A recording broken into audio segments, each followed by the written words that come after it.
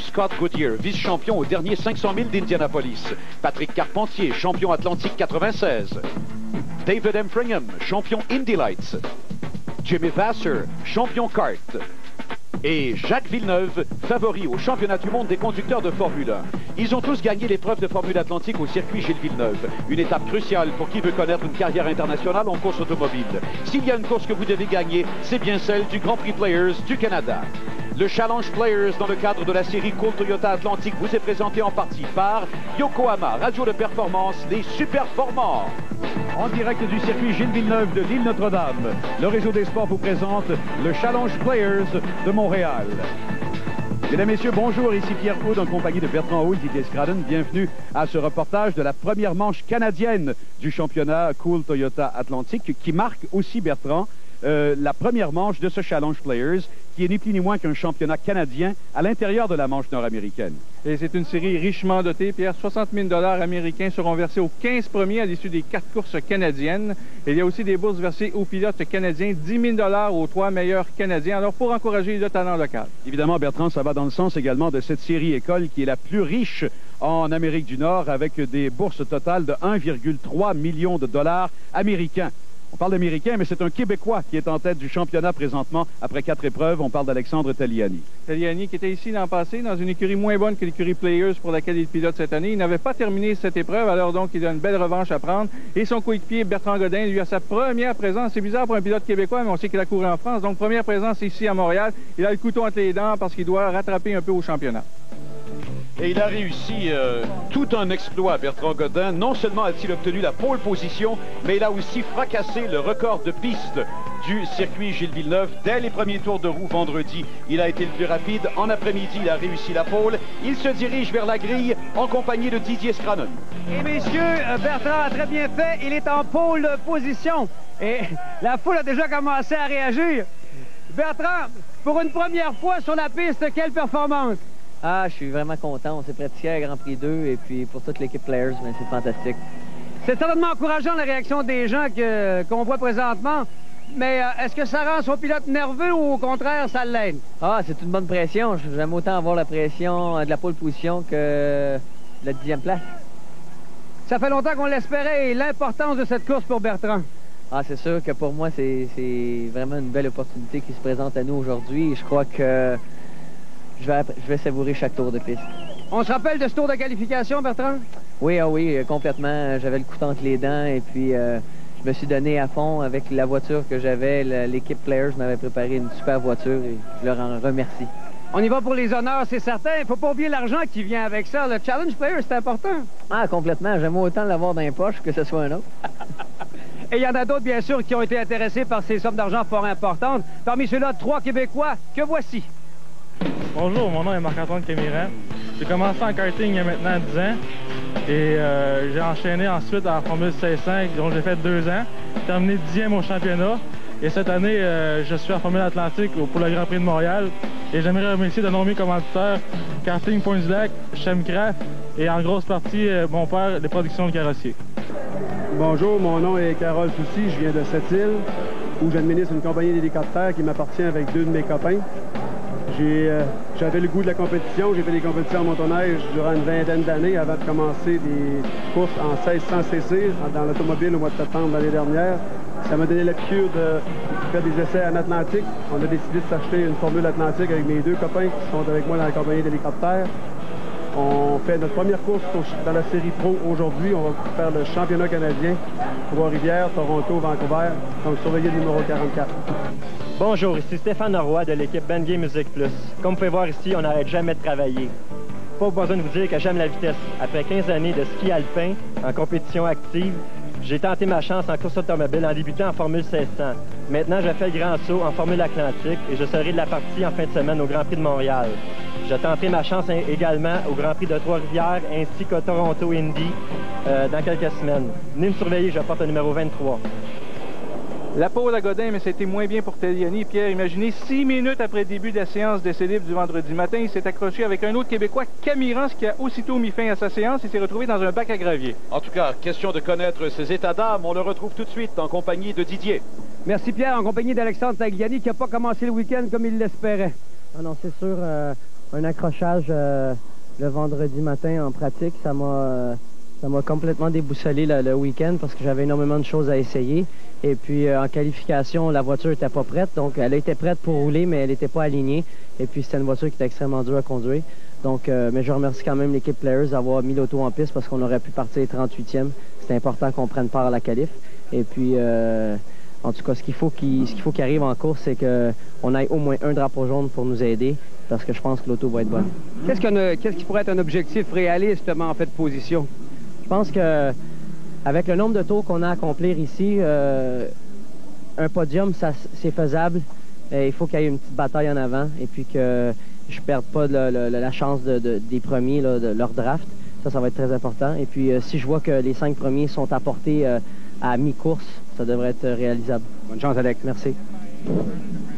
Je pense qu'il a raison, Bertrand. En général, il y a toujours beaucoup de rebondissements et d'incidents au circuit Gilles Villeneuve. Donc, les positions peuvent changer radicalement. Restez avec nous. Nous serons de retour dans quelques instants avec la première manche du Challenge Players.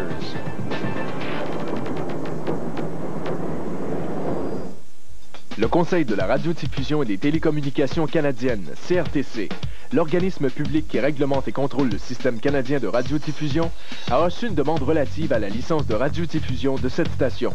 La demande est faite par le Réseau des sports. L'objet de la présente demande est de modifier la licence de radiodiffusion de l'entreprise de programmation d'émissions spécialisées de sport de langue française en autorisant la distribution de leurs services à l'échelle nationale. Si vous désirez obtenir des renseignements additionnels concernant la demande de la présente station, vous pouvez examiner la copie des documents pertinents durant les heures de bureau en vous présentant à l'adresse suivante. Le Réseau des sports, RDS Incorporé, 1755 boulevard René-Lévesque Est, bureau 300, Montréal, Québec, H2K 4P6. Vous pouvez également écrire à CRTC Ottawa, Ontario, K1A0N2 pour obtenir plus de précisions. Toute personne qui le désire peut faire part de ses commentaires au CRTC au sujet de la demande de la présente station de la façon suivante.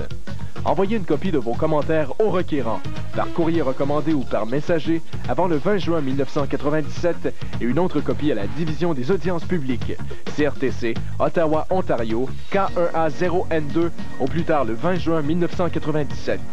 À la copie adressée au CRTC, n'oubliez pas de joindre le reçu de livraison attestant que vous avez bien fait parvenir vos commentaires au requérant.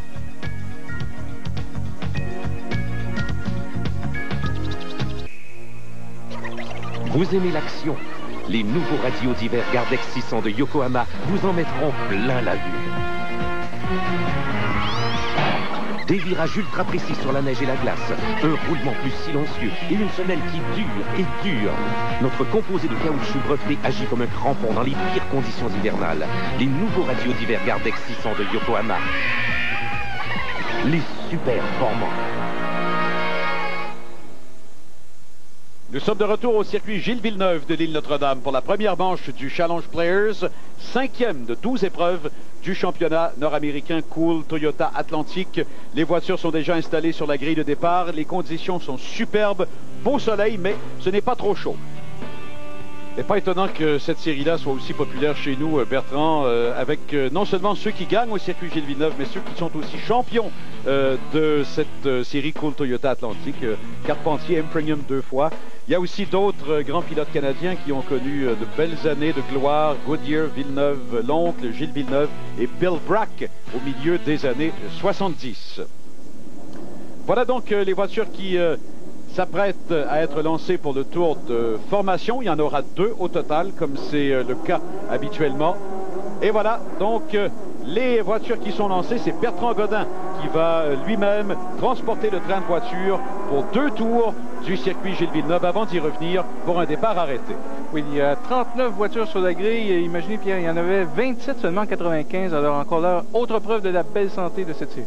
Voilà une superbe image du haut des airs de cette série de virages tout de suite après la ligne de départ arrivée.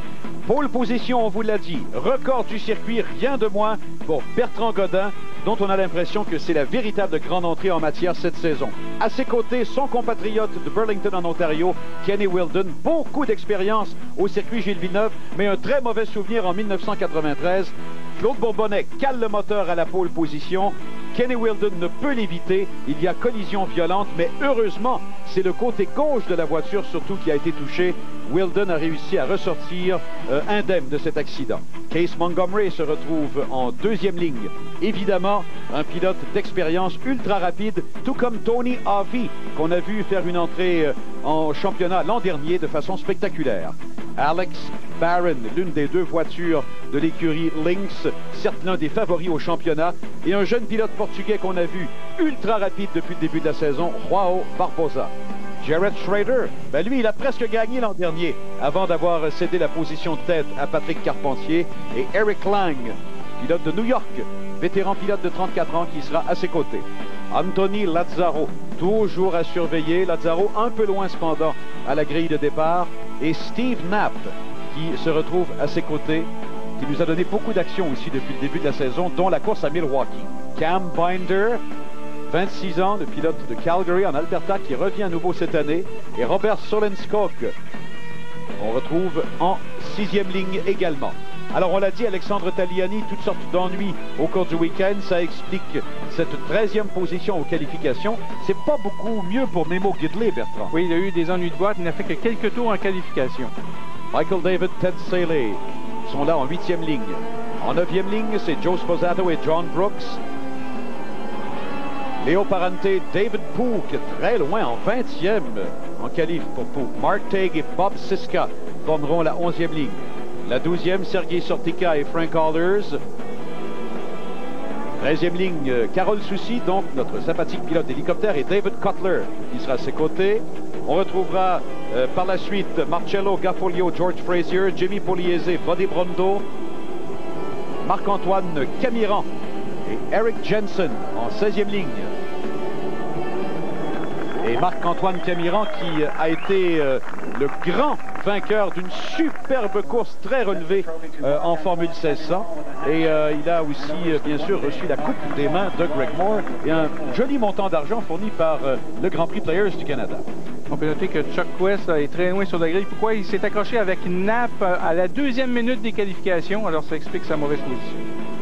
Alors voilà donc le tour de formation qui sera bientôt complété. Le voilà, le circuit Gilles Villeneuve-Bertrand. Au moins 3 endroits où on peut choisir de dépasser. Oui, virages 1, 10 et 13 où on arrive très rapidement. Il y a des freinages appuyés. Il y a beaucoup de tentatives de dépassement. Rappelons le classement au championnat des pilotes après 4 épreuves. C'est extrêmement serré. C'est toujours mené par Alexandre Tagliani. Oui, Didier.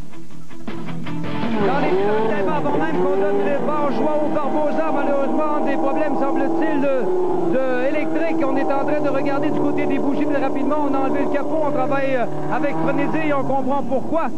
Il aura peut-être une chance de partir à la queue du peloton si bien sûr on réussit à trouver le problème, qui semble être d'ordre électronique. Son moteur passablement rauque que celui du moteur Toyota de João Barbosa. De retour à vous, messieurs. Merci Didier, mais c'est une bien mauvaise nouvelle en même temps, Bertrand. Il y aura donc un trou énorme à l'avant du peloton à l'amorce de cette épreuve. Vous l'apercevez d'ailleurs, cet espace libre, lors de la formation à la gauche derrière Tony Harvey. Record en course, Patrick Carpentier en 1996. Ça avait été une course spectaculaire, belle lutte entre lui et son coéquipier Jared Schrader. J'ai l'impression qu'on aura encore tout un spectacle à vous offrir encore cette année. Voilà le blanc qui est donné en fond de grille. Tout est complet de ce côté. On passe au rouge. Surveillez le vert qui est donné et on roule au circuit Gilles Villeneuve. Et attention, dès le départ, Alexandre Tagliani qui veut tout de suite améliorer sa position et Godin qui reçoit la lutte de Montgomery qui va réussir à lui voler l'intérieur. Et Godin qui est aux prises avec Tony Harvey maintenant. Harvey qui va réussir à vraisemblablement passer deuxième. Tagliani, très large sortie de piste et ça va lui donner à peu près la 20e position à ce moment-ci. Oh, que de rebondissement dès le lancement de cette épreuve du circuit Gilles Villeneuve. Alors donc c'est Montgomery, Harvey, Godin, Wilden, Alex Barron et Jared Schrader qui sont là. Oh! Il y a même une voiture, Pierre a fait un tête à queue en fond de peloton. On croit que c'est Bill Oberlin. Et il y a même une voiture immobilisée sur la grille. On a quand même donné le départ. Alors on a réussi à éviter cet obstacle. Bon, tant mieux, parce qu'il aurait fallu à ce moment-là neutraliser l'épreuve avec un drapeau rouge. Attention, sous le pont de la Concorde, là où c'est glissant habituellement, on a vu d'ailleurs beaucoup de poussière soulevée par le freinage des voitures. Les positions ne changent pas jusqu'à ce moment, mais attention au virage en épingle qui est toujours tentant. Et c'est ce que Bertrand Godin annonce comme couleur dès le départ. Il a cependant à l'extérieur. Est-ce qu'il y aura suffisamment d'espace? Je ne crois pas. Et il vaut mieux être prudent à ce moment-ci pour Bertrand Godin. Alors Montgomery, Harvey, Godin toujours vers la portion rapide le long du bassin olympique. Voilà Godin directement derrière Harvey. Va-t-il tenter tout de suite vers la droite?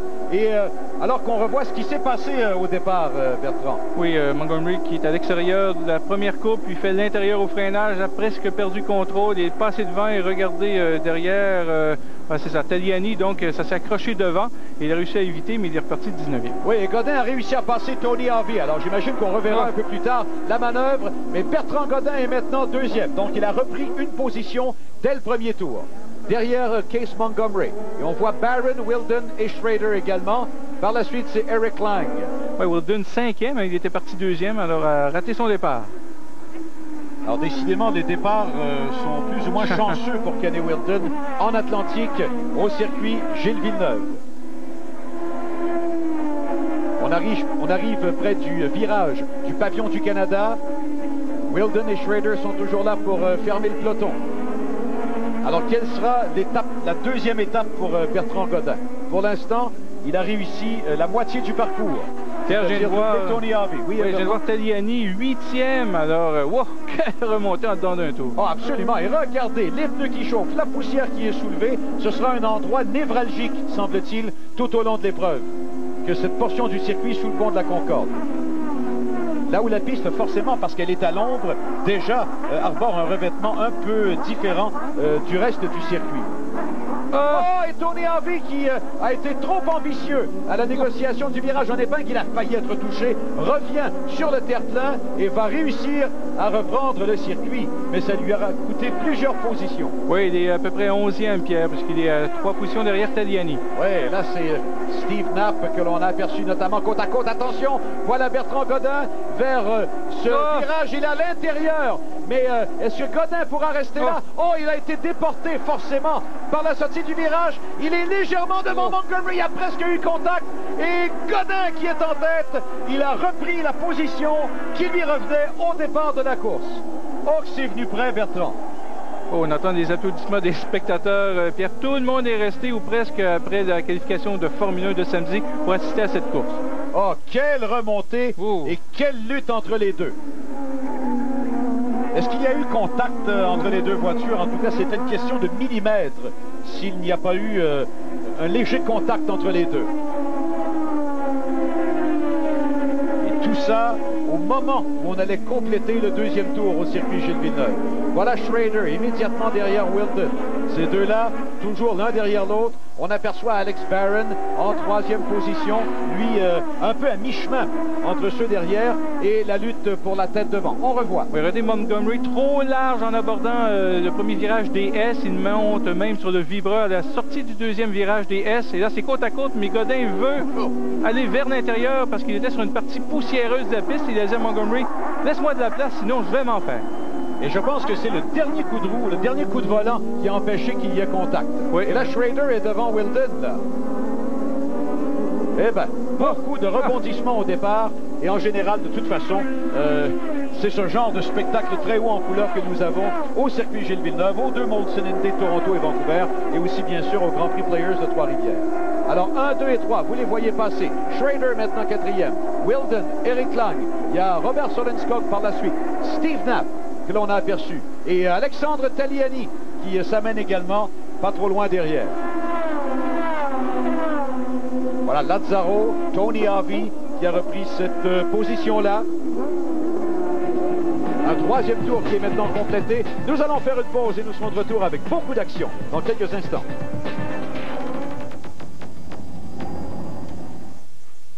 François est un excellent conducteur, mais comme tout le monde, il est souvent pressé. Il va juste au-dessus des limites de vitesse en prenant quelques chances, pas plus. Laurence, elle, a tout son temps. Il n'est jamais rien arrivé à François, sauf aujourd'hui où Laurence va croiser son chemin. Une rencontre qui va les marquer pour la vie. Il n'y a pas d'excuse pour les excès de vitesse parce que la vitesse tue. Pour la Société de l'assurance automobile du Québec, c'est la vie qui compte avant tout. Chez Canadian Tire, le magasin de pièces d'auto du Canada, nous vous en offrons toujours plus. Comme notre programme de prêt d'outils gratuit. S'il vous manque un outil spécialisé, venez à notre comptoir de pièces. Nous en avons un bon choix que nous vous prêterons gratuitement. Et ce n'est pas tout. Vous pouvez apporter vos tambours ou vos disques de frein à n'importe quel comptoir de pièces de Canadian Tire pour les faire usiner par un de nos experts. C'est très pratique et vous savez que le travail sera bien fait. Canadian Tire, le magasin de pièces d'auto du Canada en mieux, beaucoup mieux.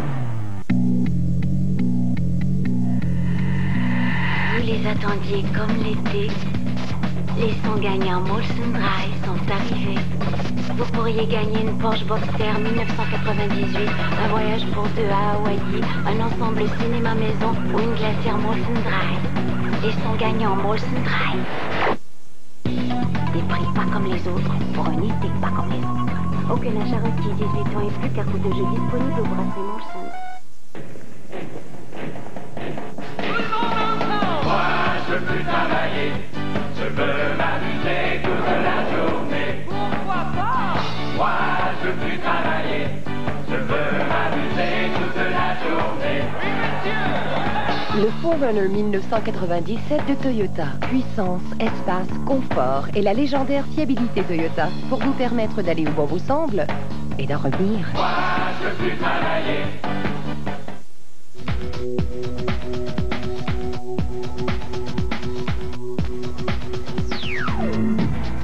Players a toujours su encourager le talent des jeunes pilotes canadiens en leur offrant la chance de s'illustrer dans l'un des championnats les plus disputés qui soient, la Formule Atlantique.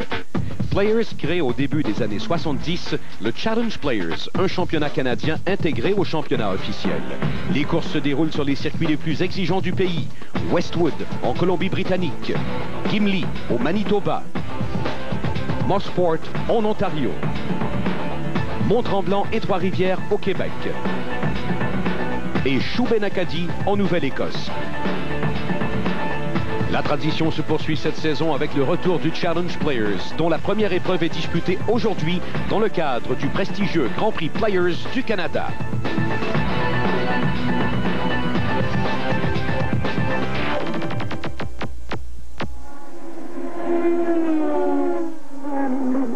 De retour au circuit Gilles Villeneuve, 4 tours de complétés sur 27. Bertrand Godin a repris la position de commande de façon spectaculaire dans cette première manche du Challenge Players. Il y a de belles luttes également à observer. Ça, c'est Chalk West, Bertrand, qui orchestre une remontée West qui est partie, on se rappellera extrêmement loin. Il est parti 37e. Oh! Et là, il vient tout juste de passer Ted Saley. Saley qui, lui, est parti de la 16e position. Oui, Chuck West victime. Pierre, cette séance de qualification, c'était fou. Tout le monde est arrivé en piste. On s'est dépassé dans tous les virages. Il y a eu un contact entre West et Knapp à 2 minutes du début de cette séance de qualification qui a duré 45 minutes. Alors, bris de suspension avant. Il est allé au puits directement. Alors, il n'a eu que quelques tours pour faire son temps de qualification. Alors, il est 17e maintenant. Bertrand Godin qui, petit à petit, se détache de Case Montgomery qui, lui, je ne sais pas s'il ralentit un peu, mais il a Alex Barron immédiatement derrière. Et on voit que Montgomery est un peu gêné là par la présence ultra rapide de Barron derrière lui. Et on voit un petit peu en repli par la suite Jarrett Schrader. Au virage Senna, les voitures qui vont revenir le long du fleuve Saint-Laurent. Avant d'amorcer le virage que l'on a surnommé le virage Jabouille, évidemment après cet accident terrible dont avait été victime Jean-Pierre Jabouille lors de la 2e édition du Grand Prix Players du Canada sur le circuit Gilles Villeneuve. Au pavillon du Canada maintenant, on a vu légère dérobade de la voiture de Case Montgomery. Godin pour l'instant pas inquiété en tête. Il y en a un autre qui est inquiet, je pense, Didier. On y a vu dans les puits de ravitaillement, messieurs. On a vu la crevaison est très importante. Pour dire qu'il reste à peu près plus de pneus sur la voiture. Un temps précieux perdu, bien sûr, à changer cette roue. Pour lui, disons que c'est fini. Il retournera en piste, peut-être pour la gloire. Tony Havik s'attendait à de très bons résultats ici pour lui avoir parlé avant le début de la course. Il était fort confiant d'aller chercher tout au moins un podium aujourd'hui. De retour à vous. Oui, mais ce sera très coûteux. Merci Didier. Peut-être petite correction, Bertrand. C'était bien en 80, Jean-Pierre Jabouille, et non en 79. Donc c'était la 3e édition du Grand Prix de F1 sur le circuit. Tiens, qu'est-ce que c'est que ça? Steve Knapp avec l'aileron avant replié. Moi, j'ai l'impression que ça va commander un drapeau noir, non? Attendons voir, parce que ça peut devenir dangereux si la pièce se détache. Ben, parlant du circuit Gilles Villeneuve, ça nous rappelle des souvenirs, n'est-ce pas, Bertrand? Oui, Gilles qui a eu son aileron avant dans cette situation avait un peu secoué sa voiture pour s'en débarrasser avant de recevoir un drapeau noir. Et là, Knapp se fait dépasser, évidemment. Il a moins d'appui aérodynamique. Oui, c'est ça. Sa voiture tient moins bien. Oui. Solenskog a été prévoyant. Il a tout vu ça. Et là, on voit derrière, regardez, derrière Knapp, Lazzaro. Il y a Kidley qui est là, notamment. Et il y a aussi Michael David, plutôt. Oh! Alors, soudainement, le petit ennui de Knapp a resserré toute cette portion de la lutte. Là, il a glissé. Il a déjà perdu 2 places. Complètement replié à 90 degrés. Bon, et on a vu Kidley devoir sauter sur les freins pour éviter Steve Knapp. Oui, Knapp, c'était drôle, Pierre. Après son accrochage en qualification avec West, il a terminé dans le bac à gravier au virage 10. Il voulait qu'on le pousse, mais il était embourbé dans ce bac à gravier. Il est resté dans sa voiture lorsqu'on a soulevé sa voiture pour la dégager. Vous n'avez rien à savoir. C'était assez drôle à voir. Et quelques instants plus tard, il a réussi à relancer sa monoplace. Bon, alors il est maintenant 9e, Steve Knapp. Voilà donc les voitures qui reviennent sur le pont de la Concorde. Je ne sais pas si on a la réponse, finalement, aux ennuis de Tony Harvey, Didier. De retour dans les puits, bien sûr, avec la raison de l'arrêt au puits de Tony Harvey. On sait qu'il y a eu crevaison, mais regardez la raison de la crevaison. Toute une coupure dans le pneu Yokohama, sans doute à la suite d'un contact avec une autre voiture. Merci. Ben, décidément, les pneumatiques, c'est un sujet d'actualité au circuit Gilles Villeneuve au cours du week-end. Il n'y a pas que des ennuis en Atlantique, il y en a eu tellement en Formule 1 jusqu'à maintenant. Alors Montgomery toujours aux prises avec Alex Barron et Jared Schrader maintenant. On a l'impression que Montgomery réussit pour l'instant à peine à retenir les 2 autres derrière lui. On a un rapport des puits, Pierre, qui nous dit que Harvey, ça aurait été un accrochage avec Knapp, ce qui expliquerait l'aileron avant de Knapp. C'était une bataille pour la 8e place. Il y aurait eu collision entre les... Enfin, collision, contact entre les deux. Oui, bon alors, et ça aurait pu être beaucoup plus grave, en tout cas, surtout pour Steve Knapp qui a réussi à rester en piste jusqu'à maintenant. Alors, toujours la lutte pour la 2e position, et qui en profite? Ben, c'est Bertrand Godin, évidemment, qu'on a complètement vu disparaître devant. Et là, on voit la reprise d'un incident qui a impliqué Sposato et Frank Hollers, et on nous dit que Didier a des nouvelles pour nous. Alors Alexandre Tagliani, messieurs, vient tout juste de faire un passage dans les puits de ravitaillement. Son mécano nous a prévenu que, semble-t-il, il n'a plus de frein, ou à peu près plus de frein. J'ai l'impression qu'en rentrant dans les puits, il s'est rendu compte qu'il restait encore un petit peu de pédale, et il est retourné en piste sans même s'arrêter au puits. Oh, quelle mauvaise nouvelle, Bertrand. Alexandre Tagliani, donc, aura connu un week-end vraiment difficile. On se rappellera qu'il y a eu ce contact entre lui et Camiran lors de la séance d'essai libre du vendredi matin. Les ennuis se sont poursuivis aux essais officiels. Et là, ben, semble-t-il que ça n'est pas en voie de se résorber. Regardez l'avance de Bertrand Godin.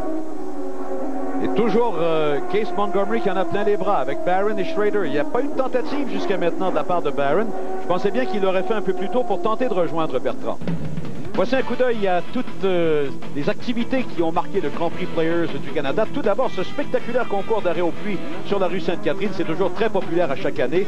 Les 2 pilotes de l'équipe Players Foresight étaient là, bien sûr.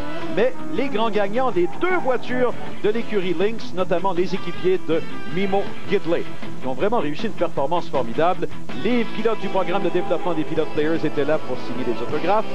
Samedi, les journalistes ont eu la chance de faire diverses simulations. On sait que le Human Performance Institute était là pour justement montrer à quel point l'électronique est utilisée pour aider au développement des pilotes, notamment au niveau des réflexes. Et ça, c'est un exercice difficile. C'est Rob McDonald, celui qu'on vient de voir. Bien sûr, il y a eu cette présentation émouvante à Sir Jack Brabham, gagnant du premier Grand Prix Players du Canada en 1967, il y a 30 ans. Vous voyez des images sur le circuit de Mosport. C'était l'année où Dennis Hume et lui avaient terminé 1 et 2 au championnat du monde. Il y a Bernie Ecclestone également qui était là et qui a tenu à rencontrer les pilotes du programme de développement des pilotes Players. C'était quelques-unes des activités intéressantes en fin de semaine en marge du Grand Prix Players du Canada. Alors voilà le classement, donc après 8 tours, nous serons de retour dans quelques instants.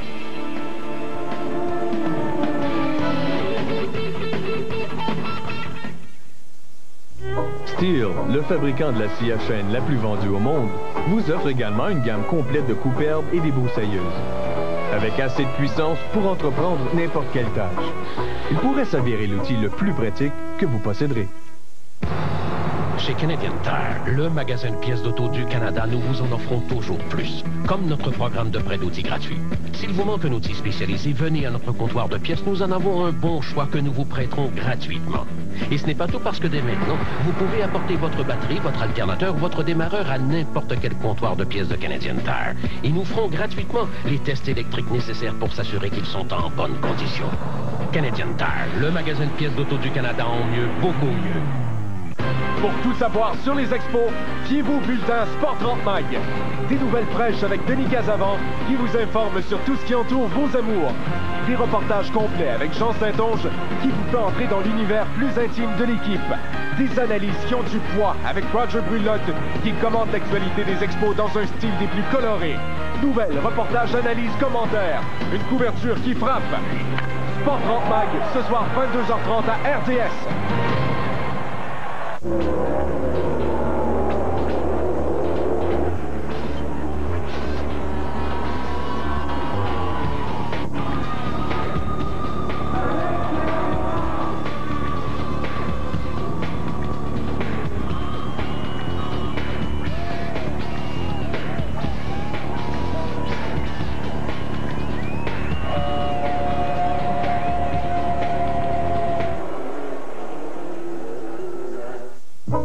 Steel, le fabricant de la scie à chaîne la plus vendue au monde, vous offre également une gamme complète de coupe-herbes et des broussailleuses.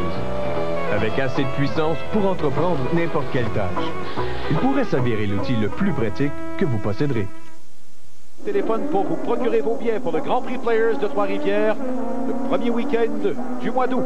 Toujours cette lutte pour la deuxième position qui ne change pas, alors qu'on a 9 tours, donc le tiers de l'épreuve de compléter. Alexandre Tagliani, 24e. Et je ne sais pas si on peut savoir exactement ce qui se passe. Didier, vous avez des nouvelles? Dans les puits de ravitaillement, Alexandre Tagliani, qui avait même enlevé son volant prêt à descendre de sa voiture, on lui a dit de rester dans la voiture. Regardez comment les freins fument littéralement. Il y a définitivement un problème sur la roue arrière gauche et avant droite qui fume avec beaucoup d'intensité. Alex vient de déposer son volant et voici maintenant qu'il enlève sa ceinture. On lui laisse le temps de descendre et on vous revient avec lui. Ce sont de bien mauvaises nouvelles. Pendant qu'on voit Joao Barbosa, la voiture blanche, qui remonte le peloton, il est maintenant 11e. Alors Didier, vous êtes prêt d'Alexandre maintenant? Il cherche bien sûr un peu d'intimité et on comprend pourquoi. La raison pour laquelle on s'approche, c'est bien sûr qu'on veut connaître un petit peu ses états d'âme. Voilà son mécano et ami qui vient lui apporter ses lunettes. Je ne sais pas si Alexandre est prêt à jaser un peu avec nous. Ça doit être difficile à prendre, ça, Alex. C'est sûr, c'est dur.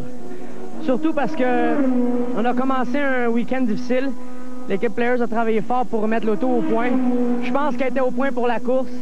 Et puis, j'ai pris un bon départ. Je me suis fait squeezer un peu avec Anthony. Mais après, je remontais bien. Puis la voiture était très compétitive.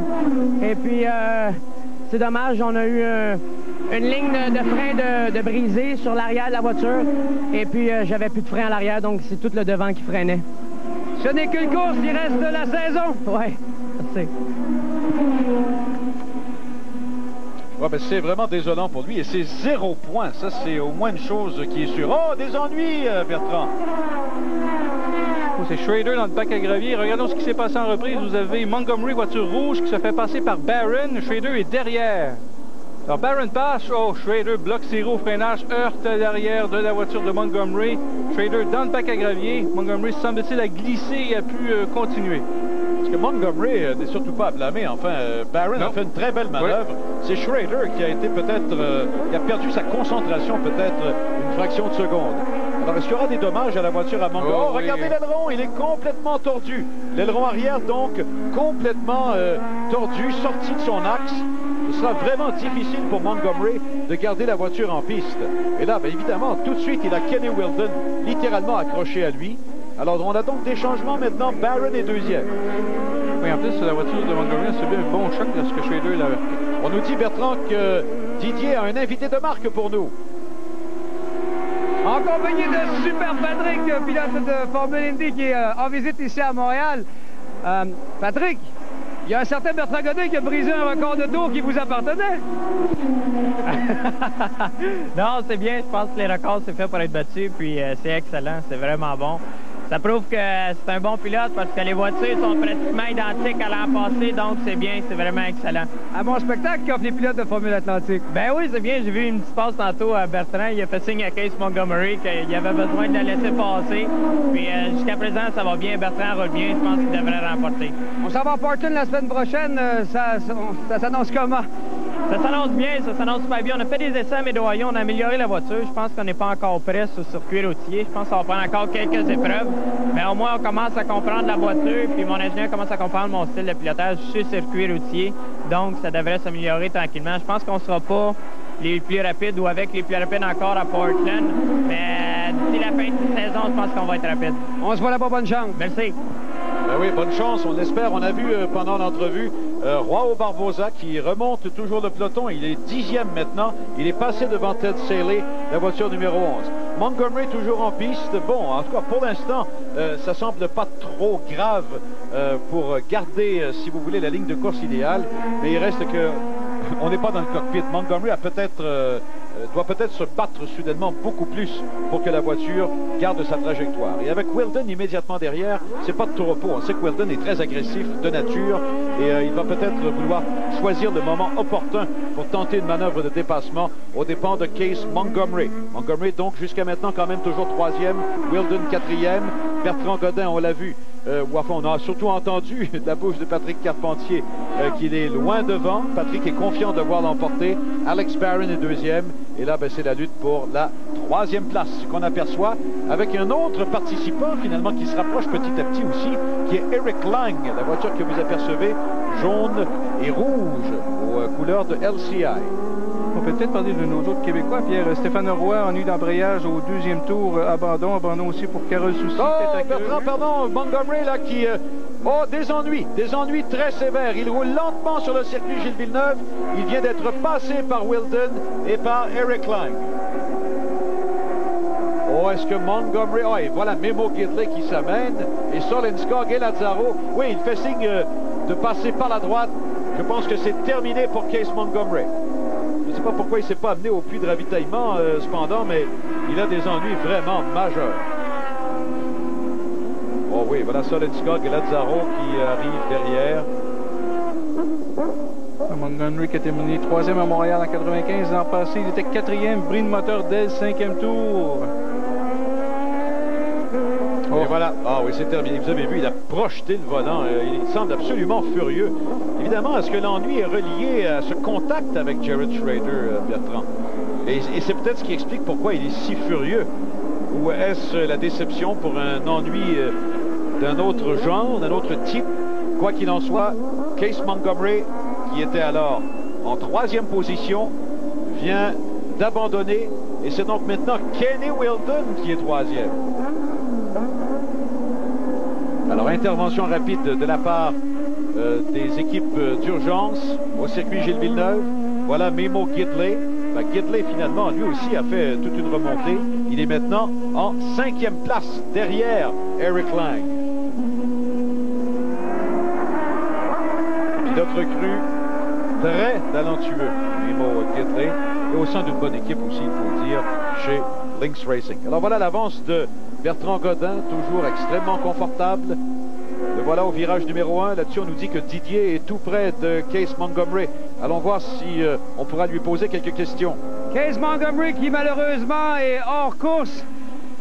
Case, my friend Case, that was a hell of a start. That's very tough to handle. I don't know what to say. What was wrong? The gearbox went first. I lost 4th gear, and then it just got the rest of them. You did a tremendous job, man. Case Montgomery, totalement défait. On comprend pourquoi. Des problèmes de boîte de vitesse, semble-t-il. Ouais, ben, c'est extrêmement malheureux. On peut sympathiser avec lui, Bertrand. Ça avait été un très bon week-end, alors qu'on aperçoit toujours Barbosa et Chuck West également. qui lui aussi a fait toute une remontée. Il était parti très loin. Alors, c'est des ennuis de boîte pour Montgomery, donc consécutivement ce choc avec Schrader. Ennuis de boîte aussi pour Camiran qui a abandonné au 12e tour pour compléter ce tour d'horizon des Québécois. Oui, ça avait déjà été pas très bon au concours d'arrêt au puits pour Stéphane Roy notamment, qui avait été incapable d'utiliser la voiture pour le concours d'arrêt au puits. Bon, alors Lazzaro qu'on aperçoit, Solenskog, et l'autre c'est Pook, hein? David Pook, qui soudainement revient dans le décor, comme on dit. Wow, Barbosa également qui est là. Et Case Montgomery assis tout près du bassin olympique qui n'en revient tout simplement pas. Il y a toujours eu des déceptions énormes, hein, Bertrand, au circuit Gilles Villeneuve. Tu te rappelles Patrick Carpentier quand il avait été incapable même de lancer la voiture au départ il y a quelques années. Bertrand qui dépasse déjà des retardataires. Ouais. Quelle avance il a, on ne voit même pas Barron derrière. Ça, c'est Oberlin sans museau. On l'avait vu en tête à queue dès le premier virage après le départ. Alors, un tour de retard. Manque un peu d'appui donc sur sa voiture. C'est pas facile quand même de garder une Formule Atlantique en piste sans l'aileron avant. Et le retardataire voiture rouge, c'est David Cutler que vous avez vu. Celui évidemment qui parraine un peu le programme Microsoft avec Case Montgomery.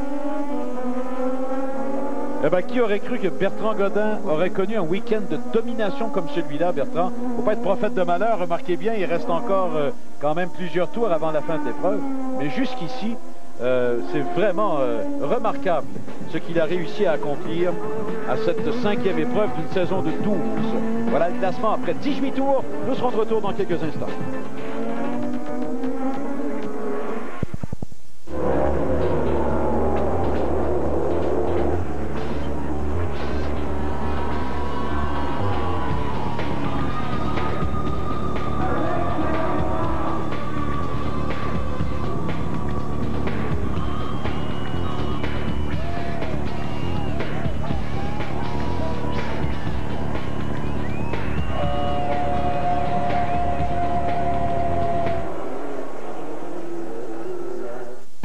François est un excellent conducteur, mais comme tout le monde, il est souvent pressé. Il va juste au-dessus des limites de vitesse en prenant quelques chances, pas plus. Laurence, elle, a tout son temps. Il n'est jamais rien arrivé à François, sauf aujourd'hui où Laurence va croiser son chemin. Une rencontre qui va les marquer pour la vie. Il n'y a pas d'excuse pour les excès de vitesse parce que la vitesse tue.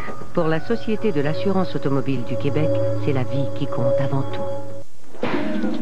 Mia Hamm passe 90 minutes à massacrer ses cheveux et 90 secondes à leur redonner vie avec Prêt Plus, un shampoing qui revitalise. Comment? Pendant le shampoing, les agents revitalisants restent en suspension. Puis au rinçage, ils s'activent pour vous laisser des cheveux superbes, tout simplement. Parfait pour Mia, parce qu'elle est du genre à vouloir une belle tête sans se casser la tête, comme vous. Prêt Plus, beaux cheveux, un shampoing, c'est tout. Quand vous roulez, vous faites pas de compromis. Avec les pneus performance TA BF Goodrich, affichez vos couleurs. Pour vous, chaque route est une invitation. Chaque courbe, un défi. Chaque accélération, une sensation. Alors mettez toute la gomme. Les pneus performance TA de BF Goodrich. Circuit Gilles Villeneuve. Voilà le classement donc après 19 des 27 tours. Il y a une superbe lutte que l'on voit se développer depuis plusieurs tours déjà. Wow, Barbosa là, qui vient très largement vers la gauche pour tenter de doubler Anthony Lazzaro. Et il va réussir à garder sa position, mais Lazzaro a très bien négocié également la sortie du virage. Attention, côte à côte, on s'est presque touché. Le drapeau bleu leur est présenté. Il y a Pook également derrière aux prises avec Solenskog. Et Barbosa va réussir à passer Lazzaro. Et ça, c'est formidable. C'est pour la 7e position. Attention, il est sorti trop large. Ouais. Il a perdu... Lazzaro en a profité pour reprendre son bien. Oh, il y a West et Pook également que l'on aperçoit derrière. Quelle course absolument spectaculaire. À tous les endroits, il y a eu, et à chaque moment de l'épreuve, il y a eu des choses formidables et passionnantes à suivre. Alors Lazzaro, Barbosa qui a presque touché. Solenskog, West et Pook maintenant. Pour voir sur la voiture de Barbosa. Sega Portugal, c'est un nouveau commanditaire qu'il a trouvé. Il n'avait pas le budget pour faire toute la saison. C'est maintenant fait. Alors tant mieux, on pourra avoir ce jeune espoir de 22 ans jusqu'à la fin. Alors 6, 7, 8, 9, 10 que l'on aperçoit donc. Ce sont les positions de ces voitures. Et Steve Knapp, évidemment, avec cet aileron qui a été abîmé un peu plus tôt dans l'épreuve. Attention à l'épingle. Oh, il y a eu contact. Chuck West a touché Joao Barbosa par derrière. Barbosa reste en piste, mais la voiture est abîmée. Et c'est terminé pour West. Oh, il semble être arrivé beaucoup trop vite, Bertrand. Oui, en manquait de frein, il a percuté derrière de Barbosa. Oh! Eh ben, c'est encore un dénouement dramatique que celui-là. Et regardez Solenskog qui a perdu la maîtrise de la voiture sur la pelouse. Comment a-t-il fait pour revenir en piste? Mais comment a-t-il pu se retrouver là aussi? Ça, c'est l'autre question qu'on doit se poser. Allons maintenant à Didier en compagnie d'un invité. Il les suit depuis des années, ces jeunes pilotes. Il a de l'expérience dans ce sens-là. Il a le flair également. On parle du programme de développement des pilotes Players qui fonctionne très bien, Pierre Lecourt. Oui, effectivement. On a juste à regarder les résultats cette année pour comprendre l'importance du programme Autosport Players. On a vu Jacques Villeneuve s'est battu pour le championnat. Il pas encore pour le championnat du monde, il est deuxième. On voit sur la piste présentement Godin qui est premier. On a Carpentier qui est dans la série 4. Craig Moore qui vient de remporter 2 victoires de suite. Tout ça, ben, il faut le mettre sur le compte du programme de développement. Et c'est une nécessité. Il ne faut absolument pas abandonner un tel programme. C'est l'avenir du sport automobile au Canada qui en dépend. Puis je pense que c'est aussi important que d'essayer de garder le Grand Prix du Canada à Montréal. Parce que sans un sport, je veux dire, d'une compagnie comme ça, il n'y a aucun doute que tout va s'arrêter. Et selon l'expert, qui est le prochain? Je pense que ça va être Marc-Antoine Camiran. C'est bien possible. Il a montré de belles choses, en tout cas, en fin de semaine. Alors, Lazzaro, Solenskog, Pook et Steve Knapp. Il y a deux acteurs principaux de cette scène qui se retrouvent exclus. Et c'est vraiment, semble-t-il, en tout cas par la faute de Chuck West. Alors on travaille toujours bien sûr sur la voiture de Joao Barbosa, mais là ça devient un arrêt très long à un moment d'ailleurs où Barbosa avait réussi à revenir, il marquait des points s'il restait là jusqu'à la fin. Attention maintenant, c'est Steve Knapp qui s'amène vers la gauche de Pook. On a vu Solenskog également tenter de profiter du virage, mais Lazzaro a protégé sa position. Allons à Didier. Eh bien, incroyable mais vrai, mesdames, messieurs. On relance le moteur de la Ralter T42 de Joao Barbosa. On a changé la roue arrière. On a également travaillé un petit peu sur l'aileron, au moins ce qu'il en reste. Regardez que l'aileron avant est également touché. On a réattaché les ceintures de Joao. Et là, on travaille à la boîte de vitesse très rapidement. Il devrait être en mesure d'enclencher la première dans quelques secondes. Et on le renverra bien sûr en piste, semble-t-il. Voilà, Joao qui repart, mesdames, messieurs. Eh bien, on ne peut pas, en tout cas, reprocher à Barbosa et à son équipe de manquer de cran et de courage. Alors, attention, Lazzaro qui retient vraiment les trois autres voitures derrière. Solenskog, Knapp et Pook. Ça ne change toujours pas. Et là, c'est Kenny Wilden qui a des ennuis. Wilden qui était sur le podium jusque-là, Bertrand. Il était troisième.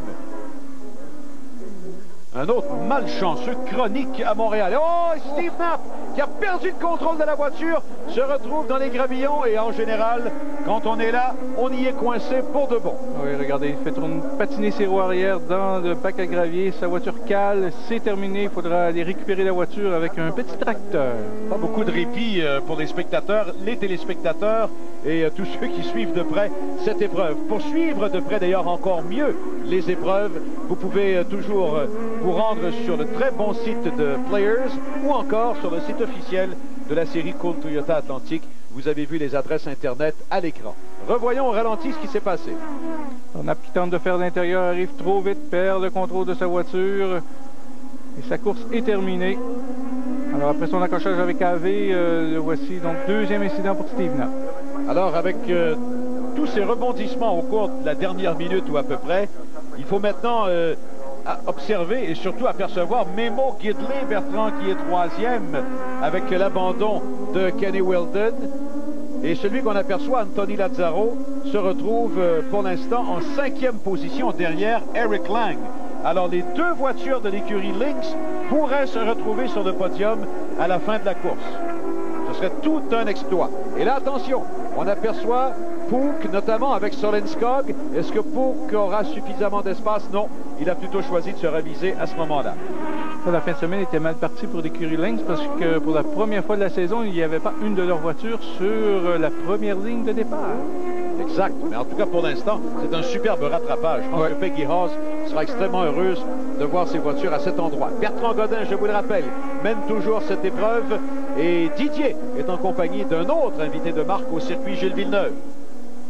La parole, tout le gratin de la course automobile est ici avec nous. Je sais qu'il ne comprend pas un mot de ce que je dis, mais quand même. Greg, pleased by what you are looking at. I'm very pleased. I mean, Bert's doing a great job, and that's, you know, it's too bad for Alex, but, you know, Bert to do a good job here in Montreal. It's really exciting for him. It's going very good for you. It's going very, very well for me, and, you know, 2 in a row, I can't complain. Why not third? Well, I'm going to go for my third next weekend in Portland, and, you know, I hope the Canadian fans cheer me on. Alors, il est très heureux pour Bertrand Godin et il a parlé aussi de cette belle saison jusqu'à maintenant. 2 victoires de suite pour lui. Pourquoi pas 3 de suite à Portland? C'est un circuit qu'il adore d'ailleurs. Alors, Pouk qui est devant Solenskog maintenant. Mais Solenskog tente de revenir. Le voilà par la gauche. Solenskog qui est presque entré en contact avec Pouk. Solenskog qui vient de donner un coup de roue. Et finalement, Pouk a réussi à garder la voiture en piste. Oh, ça semblait à la limite de l'acceptable, cette conduite de Solenskog. On avait l'impression qu'il a donné un coup de roue délibérément. C'était très dangereux. En plus, il a perdu une position. Ah oui. Parce qu'il aurait peut-être pu aller chercher Pouk au freinage, au bout de la ligne droite. Oh là là. Alors, regardez ça. C'est vraiment un geste délibéré. Regardez Solenskog, tout d'un coup, bang! Un coup de roue. Oh, comment Pouk a pu garder le contrôle de sa voiture. Oh là. Il y aura peut-être... en tout cas, des explications à demander à la fin de la course. Alors donc, c'est Gidley 3e, Lazzaro 4e, Pouk 5e maintenant, et Solenskog est en 6e place. Peut-être un petit geste de revanche, par exemple. Ça arrive souvent en course automobile. Pendant l'entrée de Greg Moore, on les voyait côte à côte. Peut-être qu'il s'était déjà passé quelque chose. Peut-être. Bon, alors voilà Bertrand Godin, derrière des retardataires déjà. Bertrand Godin qui... finalement, avec cette domination complète pour lui, s'est retrouvé un peu à l'abri ou à l'ombre. On a suivi, bien sûr, les autres luttes. Alors attention quand même, il faut se méfier des pilotes que l'on veut doubler. Et Bertrand réussit à le faire sans problème. Oui, domination de Godin. Séance d'essai vendredi matin, une demi-seconde sur AV. 7/10e en qualification sur Wilden. Godin qui n'a pas gagné depuis Pau 1994. Pau, c'est un grand prix célèbre dans les rues de cette ville française. Il était alors en Formule Ford, évidemment. Il avait été vice-champion en fin de saison. Oui, l'épreuve reine à Pau, c'est la Formule 3000. C'est un week-end vraiment bien établi en sport automobile en France et au calendrier du championnat international de Formule 3000. Oui, depuis ce temps-là, Bertrand aussi a fait 8 courses sur 2 saisons en Indy Lights. Et on entend déjà les applaudissements. Hein. Je pense qu'on réalise que Bertrand Godin a une voiture qui est encore très performante, très fiable pour rallier l'arrivée en première position. Eh bien, ça va marquer un tournant que cette épreuve du circuit Gilles Villeneuve, Bertrand. Non seulement pour le Challenge Players, puisque c'est la première de 4 manches, mais aussi pour le championnat Cool Toyota Atlantique. Et Bertrand Godin qui a fait des tests récemment sur un circuit routier, il a dit qu'il avait adopté la technique du freinage, alors qu'on voit des spectateurs applaudir du freinage avec le pied gauche que lui avait conseillé Jacques Villeneuve lui-même. Eh bien, il reste que quelques mètres encore pour Bertrand Godin. Question de ramener la voiture à la ligne de départ arrivée, recevoir le drapeau à damier et surtout recevoir le témoignage d'appréciation des près de 60 000 spectateurs autour du circuit Gilles Villeneuve. Dernier virage. Voilà Bertrand Godin qui s'amène. Godin qui... comme le veut souvent la tradition, va s'amener tout près de la ligne des puits. Le drapeau à damier lui est donné. Victoire spectaculaire de Bertrand Godin. Sa première en carrière. Et vraiment, on peut dire qu'il fait son entrée officielle maintenant dans le monde de la Formule Atlantique. Au championnat Cool Toyota Atlantique, c'est le bonheur total, évidemment, au niveau de l'équipe Players Foresight. On est extrêmement heureux. Voilà les autres, Barron, Gidley, Lang, Lazzaro dans l'ordre. Tous seront de retour avec le mot de la fin dans quelques instants.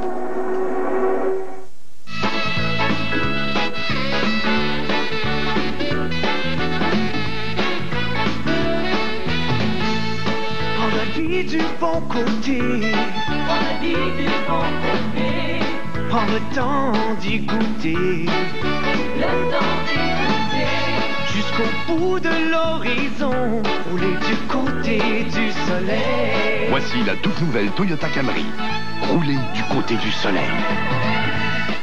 Du 20 au 22 juin, ne manquez pas le retour de Moïse Alou qui sera à Montréal avec les Marlins de la Floride pour affronter nos Expos. Le dimanche 22 juin, faites-vous doublement plaisir lors de la journée O.Henry. 1. Obtenez 50% de rabais à l'achat d'un billet admission générale sur présentation d'une preuve d'achat d'une barre de chocolat O.Henry. 2.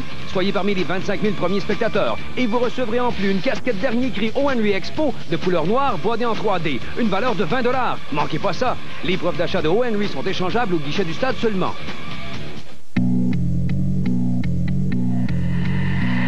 Vous les attendiez comme l'été. Les sons gagnants Molson Dry sont arrivés. Vous pourriez gagner une Porsche Boxster 1998, un voyage pour deux à Hawaï, un ensemble cinéma-maison ou une glacière Molson Dry. Les sons gagnants Molson Dry. Des prix pas comme les autres, pour un été pas comme les autres. Aucun achat requis, 18 ans et plus, carte de jeu disponible au brasserie Molson.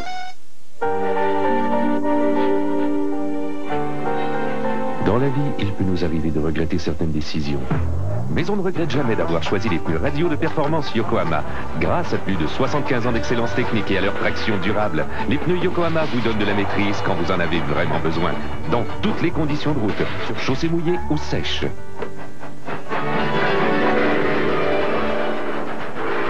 Les pneus radio de performance Yokohama, les super-formants. Eh ben, c'est une superbe victoire extrêmement populaire que celle de Bertrand Godin. Ça aura un impact majeur, hein, Bertrand, sur le reste de sa saison, j'en suis sûr. Bertrand Godin qui avait bien hâte enfin de prouver à tout le monde qu'on avait fait le bon choix. Alors donc, victoire pour lui. Barron et Gidley se retrouvent également sur le podium. 3 recrues que l'on retrouve donc 1, 2 et 3 au cours de cette épreuve au circuit Gilles Villeneuve. Voilà des positions de 6 à 10 maintenant. La 10e étant occupée par Cam Binder. Et Joao Barbosa, lui, se mérite le prix Superformant Yokohama. Évidemment, il avait fait une remontée incroyable après être parti de la ligne des puits. Il était remonté 7e jusqu'à ce qu'il soit victime de la témérité de Chuck West. Au Challenge Players, donc, Bertrand Godin marque le maximum de points pour l'instant, suivi de Barron, Gidley, Lang et Lazzaro. Bertrand Godin, qui est là, en compagnie de Didier. Alors, le plus dur, bien sûr, c'est de faire son chemin jusqu'à Bertrand. La vedette, bien sûr, du jour, qui reçoit les félicitations de François Cartier. On va lui laisser le temps d'enlever son casque, alors qu'il reçoit, bien sûr, des félicitations d'à peu près tout le monde. Les jeunes players diront certainement, et c'est vrai, la tradition se poursuit pour les pilotes players et pour Bertrand Godin, un large sourire. Ça a dû être long, Bertrand, ce dernier tour de piste. Oui, surtout que les alarmes sur la voiture n'arrêtaient pas de s'allumer comme un arbre de Noël. Donc, j'étais toujours en train de jouer avec mon tableau de bord pour essayer d'éteindre les lumières. Mais c'est un rêve. Qui se réalise enfin pour Bertrand. Ça a été difficile le premier tour de piste. Et quand on a dépassé surtout Case Montgomery, manœuvre osée dans l'endroit où vous m'aviez dit avant le début de l'épreuve que vous étiez le plus rapide. Ouais, ben c'est ça. Quand j'ai vu Case faire sa petite erreur, j'ai dit, bon, ben, je vais en profiter pour prendre le chemin normal parce que je l'avais expérimenté hier, puis on perd beaucoup de temps à faire cette manœuvre-là. Donc, c'est ça, ça a été chaud avec Case. Au départ, j'ai peut-être un petit peu trop patiné, mais c'est super pour toute l'équipe Players, Kelly Lowen, tous les gens de mon équipe, mon coéquipier Alex Tagliani. Je vous remercie. Félicitations, Bertrand.